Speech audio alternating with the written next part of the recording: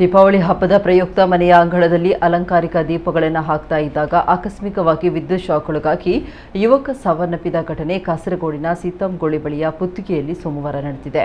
ಮೃತರನ್ನ ಪುತ್ತಿಗೆ ಆಚಾರ್ಯ ಮೂಲೆ ನಿವಾಸಿ ರಾಜೇಶ್ ಆಚಾರ್ಯ ಅಂತ ಗುರುತಿಸಲಾಗಿದೆ. ರಾಜೇಶ್ ತಮ್ಮ ಮನೆಯ ಅಂಗಳದಲ್ಲಿ ಅಲಂಕಾರಿಕ ದೀಪಗಳನ್ನು ಅಳವಡಿಸ್ತಾ ಇದ್ದಾಗ ಆಕಸ್ಮಿಕವಾಗಿ ವಿದ್ಯುತ್ ಸ್ಪರ್ಶಿಸಲ್ಪಟ್ಟಿದೆ. ಕುಟುಂಬ ಸದಸ್ಯರು ತಕ್ಷಣ ಅವರನ್ನು ಆಸ್ಪತ್ರೆಗೆ ಸಾಗಿಸಿದ್ರು, ಆದರೆ ಅವರನ್ನು ಉಳಿಸಲು ಸಾಧ್ಯ ಆಗಲಿಲ್ಲ. ರಾಜೇಶ್ ವೃತ್ತಿಯಲ್ಲಿ ಬಡಕಿಯಾಗಿ ಕೆಲಸ ಮಾಡ್ತಾ ಇದ್ರು. ಈ ಸಂಬಂಧ ಕುಂಬಳೆ ಪೊಲೀಸರು ಪ್ರಕರಣ ದಾಖಲಿಸಿಕೊಂಡಿದ್ದಾರೆ.